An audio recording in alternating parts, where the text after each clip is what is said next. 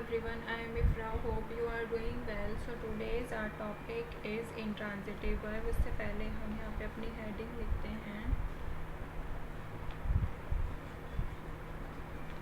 Types of verb. उससे पहले हम ना एक बार देख लेते हैं कि हम कौन कौन से टॉपिक अपने कवर कर चुके हैं, ताकि कोई कंफ्यूजन ना हो, कोई टॉपिक रहे ना। सबसे पहले हमने पढ़ा था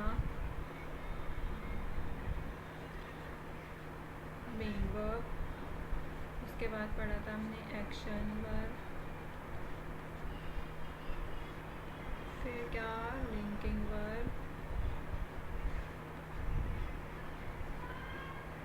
फिर पढ़ा था हमने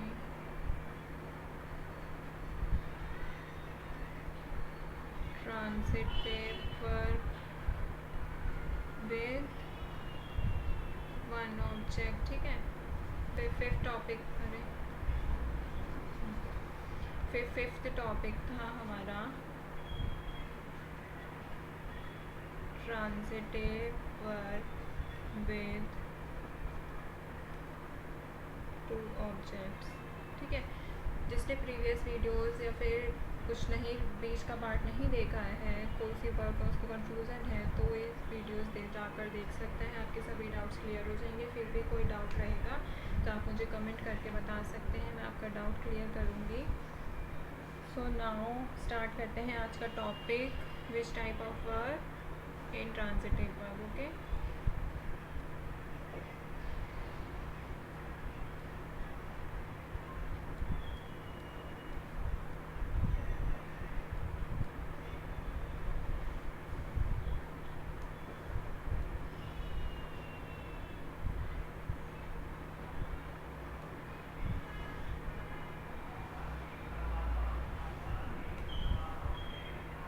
तो सबसे पहले इसकी डेफिनेशन लिखते हैं।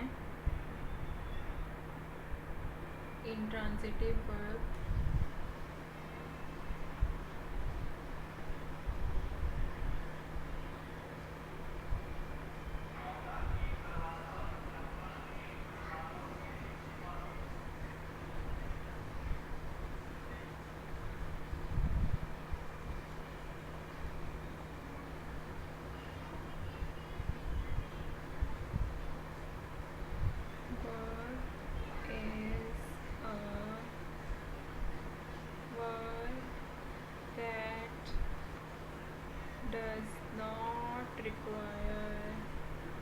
ये ट्रांजिटिव का बिल्कुल अपोजिट है, डायरेक्ट ऑब्जेक्ट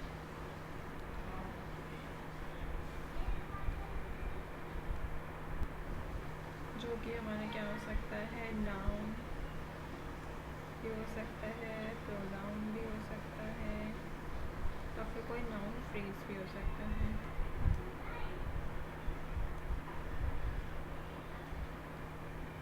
क्यों ज़रूरत नहीं होती इंडिकेट करने के लिए, इंडिकेट द पर्सन या फिर किसी चीज़ को एक्टेड अपॉन। तो इंट्रांजिटिव वर्ब क्या होता है? Intransitive verb is a verb that does not require on object, चाहे वो नाउन हो, प्रोनाउन हो, कोई भी नाउन फ्रेज हो। हमें इससे मतलब ये समझ लीजिए, इंट्रांजिटिव वर्ब जो होता है, इस वर्ब के साथ किसी ऑब्जेक्ट का यूज़ नहीं किया जाता, उसके बिना ही सेंटेंस का मीनिंग पूरी तरह से समझ में आ जाए, होता है intransitive. It means without object. इसको और ज़्यादा इजी लैंग्वेज में लिख लेते हैं। It does not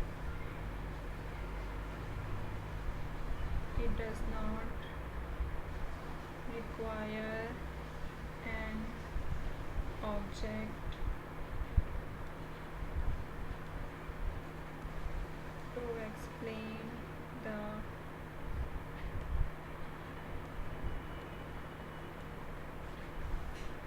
meaning of a sentence।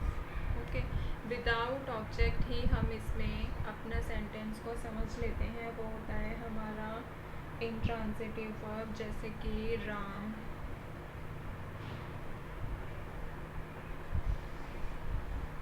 laughs, Ram हंसता है। ओके, तो इसमें क्या हो रहा है, इस सेंटेंस में जो वर्ब है वो क्या है, सब्जेक्ट। पहले बताइए किसकी बात हो रही है, इसकी, राम की।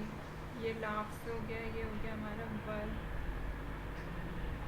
तो इसका स्ट्रक्चर कैसा होगा, SO। इस सेंटेंस में वर्ब के साथ किसी ऑब्जेक्ट का यूज़ नहीं किया गया और वो पूरी तरह से समझ भी आ रहा है, तो वो होता है हमारा इंट्रांजिटिव वर्ब। इंट्रांजिटिव वर्ब को हिंदी में क्या बोलते हैं, कर्मक क्रिया। ठीक है,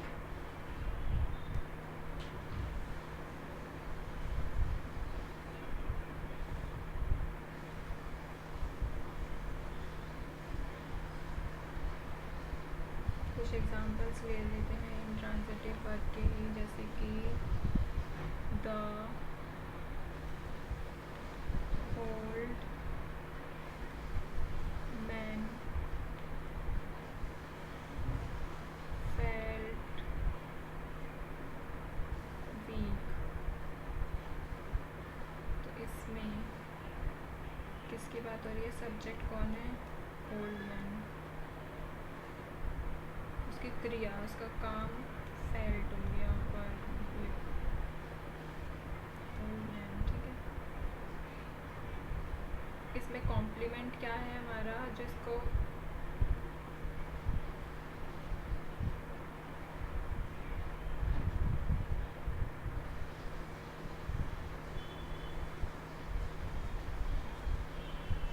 कैसा महसूस हो रहा है, उसको ये आगे बढ़ा रहा है सेंटेंस को, तो ये हो जाएगा हमारा कॉम्प्लीमेंट। ठीक है, तो इस सेंटेंस में जो फेल्ट है, लिख देती हूँ यहाँ पे,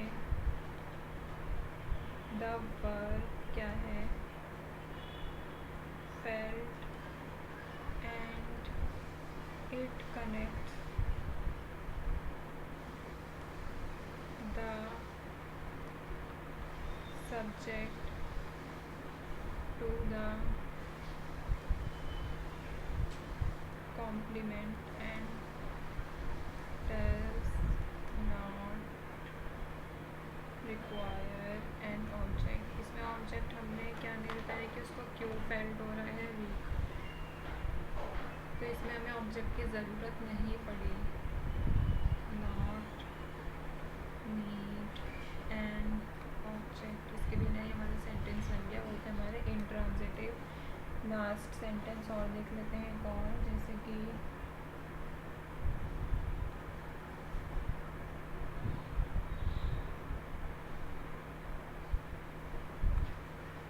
द बेबी स्लीप्स, बेबी सोता है। ओके, बच्चों को बोलते हैं बेबी। तो इसमें हमारा बताइए कि सब्जेक्ट क्या है, किसके बारे में बात हो रही है, subject is the baby, verb क्या है हमारी, स्लीप्स,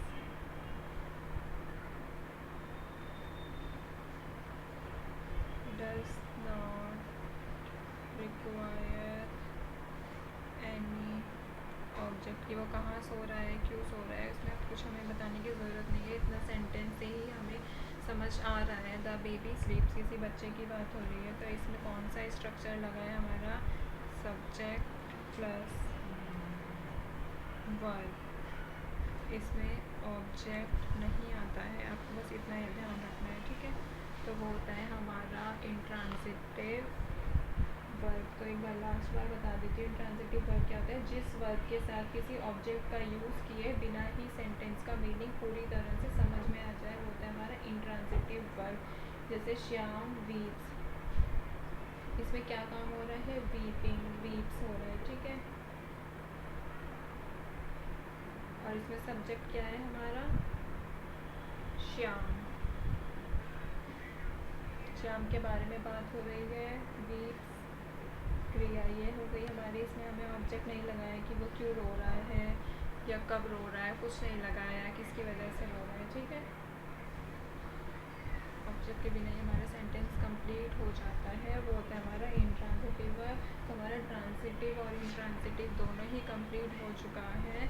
नेक्स्ट वीडियो में हम एक बार इसकी एक्सरसाइज भी देख लेते हैं, क्योंकि काफ़ी बच्चे इसमें कंफ्यूज रहते हैं और इसका एक डिफरेंस बिटवीन भी पढ़ लेंगे। ओके, जब तक के लिए आप ये वाली वीडियो देखिए। अगर प्रीवियस वीडियो में कोई डाउट है, इस वीडियो में कोई डाउट है, तो आप कमेंट करके बताइएगा। तब तक के लिए stay tuned and thank you.